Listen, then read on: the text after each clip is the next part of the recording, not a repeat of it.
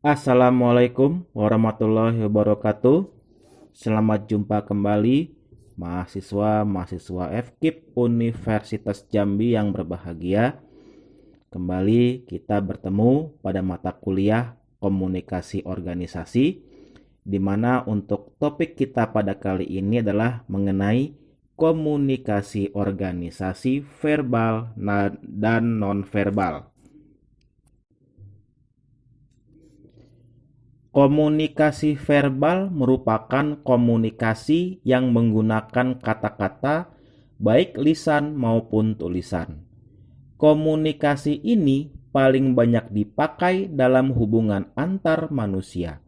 Melalui kata-kata, mereka mengungkapkan perasaan, emosi, pemikiran, gagasan, atau maksud mereka, menyampaikan fakta, data, dan informasi, serta menjelaskannya, kemudian juga saling bertukar perasaan dan pemikiran, bahkan juga saling berdebat dan saling bertengkar. Komunikasi verbal memiliki dua unsur penting.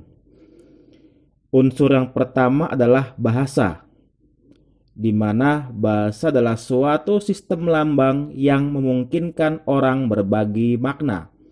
Dalam komunikasi verbal, lambang bahasa yang dipergunakan adalah bahasa verbal, baik lisan, tertulis pada kertas, ataupun elektronik. Bahasa suatu bangsa atau suku berasal dari interaksi dan hubungan antara warganya satu sama lain. Bahasa memiliki tiga fungsi yang erat hubungannya dalam menciptakan komunikasi yang efektif, antara lain untuk mempelajari tentang dunia sekeliling kita, untuk membina hubungan yang baik di antara sama manusia, dan untuk menciptakan ikatan-ikatan dalam kehidupan manusia. Sementara unsur yang kedua adalah kata. Kata merupakan unit lambang terkecil dalam bahasa. Kata adalah lambang yang melambangkan atau mewakili sesuatu hal, baik orang, barang, kejadian, atau keadaan. Jadi, kata bukanlah orang, barang, kejadian, atau keadaan itu sendiri. Makna kata tidak ada pada pikiran orang. Tidak ada hubungan langsung antara kata dan hal.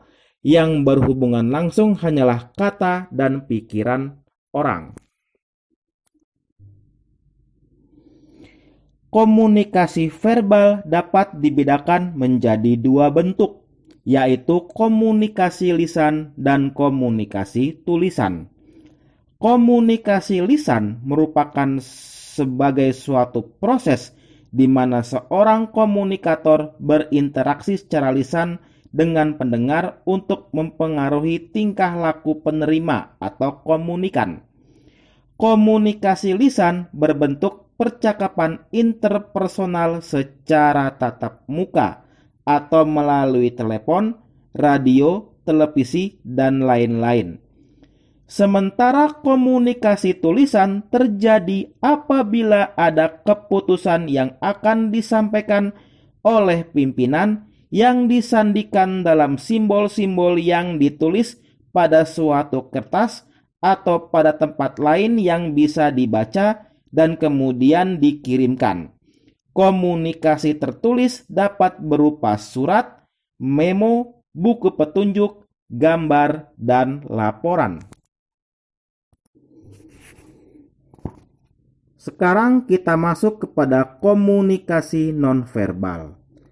Komunikasi nonverbal adalah komunikasi yang pesannya dikemas dalam bentuk nonverbal tanpa kata-kata.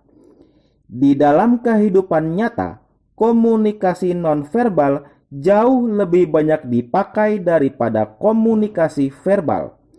Dalam berkomunikasi, hampir secara otomatis komunikasi nonverbal ikut terpakai.